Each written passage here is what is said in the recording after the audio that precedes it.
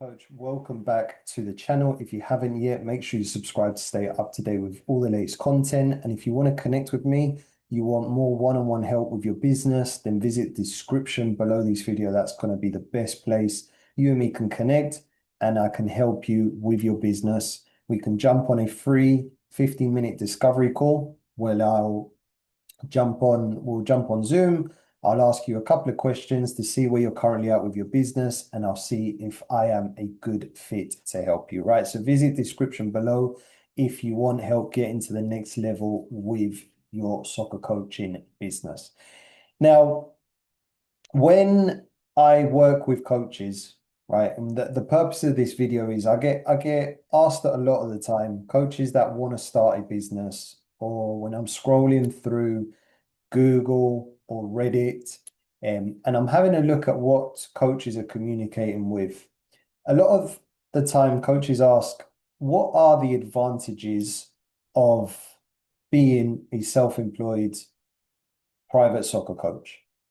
So this video is going to give you a little bit of a breakdown into the benefits, the realities, and the situation that a lot of coaches face when they decide to go full-time or they start a business, right? So for those that don't know who I work with, right, majority of the coaches I work with are either self-employed, so they're self-employed coaches that are running their business on a full-time basis, or they come from a mixture of employed, they work for either a club or they work as a PE teacher, and then they have a self-employed soccer coaching business that they're running on a part-time basis.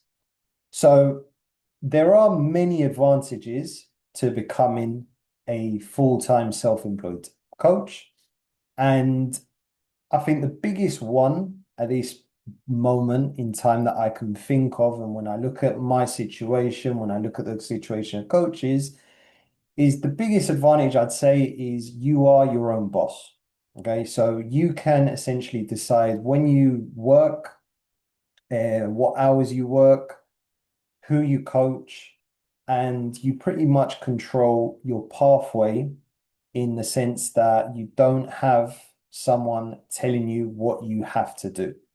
Okay, so you can essentially choose which areas of your business that you want to upskill, and you have no real limits on your earning potential. So, which means that you can earn a lot more than if you were maybe as an employed club coach or working for another organization. Okay, because essentially you are the boss. You decide who you want to train. You decide what areas of the business or what areas of player development you want to focus and build a business around.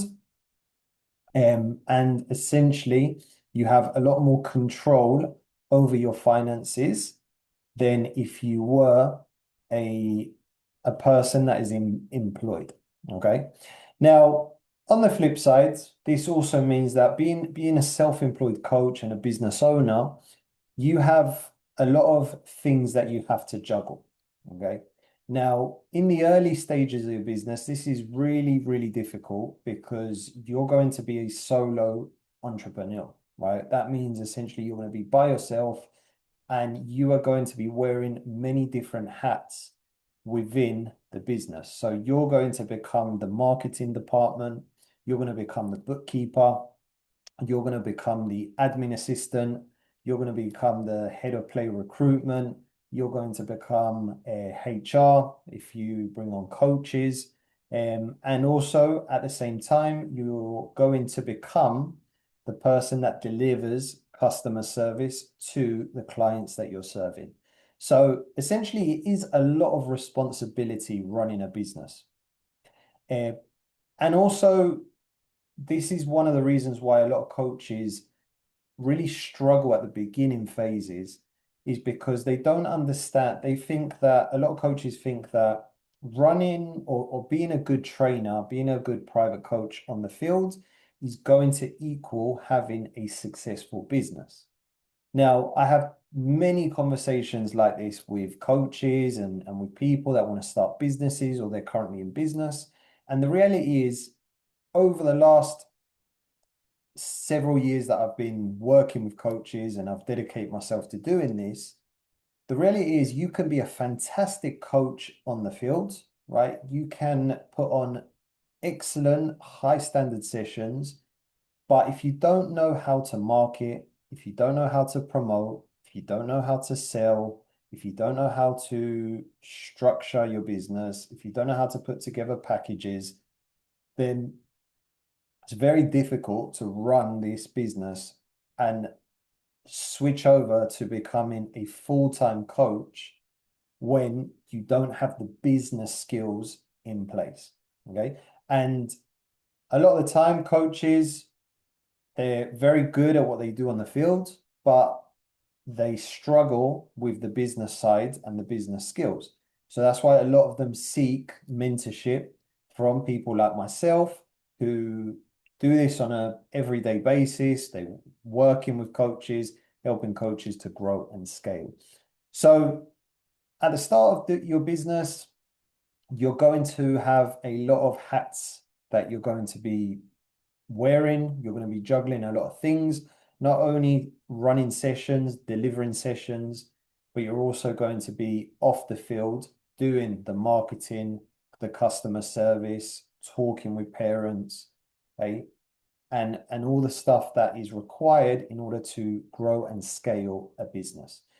Now, another thing you have to remember is that being a self-employed coach, there's, especially at the beginning phases when you're starting to grow, there may be times that you don't get a holiday or you don't get sick pay, and there's no guarantee of a salary at the end of the month. Okay. And that is the reality of being self-employed. Okay. When you're self-employed, it's down to you to grow your business. It's down to you to get customers. It's down to you to price properly. It's down to you to structure the business. That's why it's not easy. And if it was easy, then every single coach out there would be a business owner.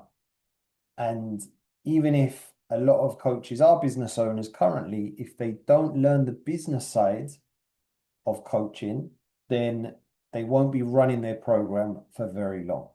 Okay. So even though you may not get holidays, you may not get sick pay, there's no guarantee of a salary at the end of the month. There are many advantages to being self-employed. Okay. Some of them are that you can take holidays when you want, and there are certainly many tax benefits if you set up your business properly that you can capitalize on. So you can create financial freedom for yourself if you set up your business properly, if you learn the marketing, selling game, and you learn how to promote your product, which is your coaching, in a way that drives customers, drives traffic into your business. Now, so those are sort of the advantages. There's also a lot of disadvantages as well. I touched on a few where you're juggling a lot of hats, a lot of responsibility. But also you've got to remember that when you are a self-employed coach, you're funding your own pension, your income, especially at the beginning, may fluctuate. So you may one month you may do really well financially, and then the other month you don't do so well. Okay. And also in terms of your work-life balance, you may be working a lot of hours on the field for very little income at the end, especially at the beginning, right? Because at the beginning you have to grow the brand, you've got to do a lot of work.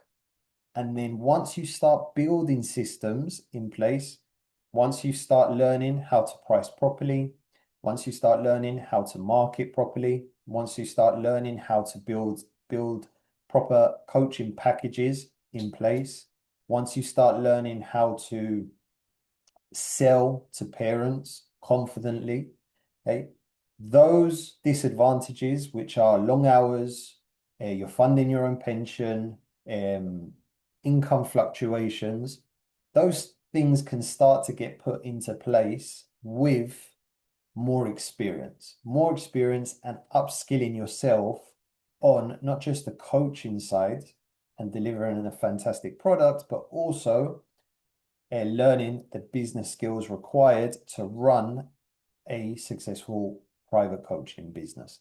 Okay, so the prospect can be quite scary, and it's definitely not for every coach out there. Running your own business can feel overwhelming sometimes, especially when you don't know the business side of coaching. It sometimes, when parents keep telling you no, they're not interested in your program, or you're having parents, especially at the beginning phases, and leave your program, maybe to go to another coach. That can be that can hurt you in terms of emotionally, and it also can help you. It can hurt you in terms of your, rejection, might put you off. It might be disheartening.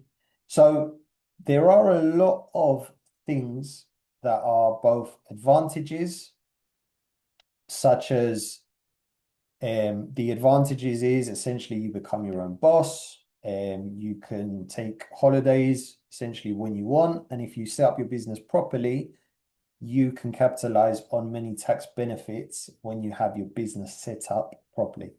Now, the disadvantages is you've got, especially at the beginning, you're going to have a lot of hats that you're going to be wearing. So it might feel overwhelming. You might not be confident at selling, marketing, promoting yourself to parents. So that can become a big disadvantage because you may not feel confident at doing that. And also the fluctuation of your income might hurt you, because if you have a family that you have to provide for, starting a business, especially at the beginning, may not be a good option for you. So there's a lot of pros and cons to doing this. As I mentioned before at the beginning, it's not for everyone. But if you are in a position that you want to start a business, or you currently have a business, you're still running it, you may be working with anywhere between 5 to 10 clients at the moment, you're looking to scale, you're looking to put together better systems in place, and what I want you to do is reach out to me. Visit description below this video. That's going to be the best place you and me can connect, and we can discuss ways that you can grow and scale and to improve your business systems. Okay, thank you for watching. If you haven't yet, subscribe to the channel to stay up to date with all the latest content. I'll see you on the next one.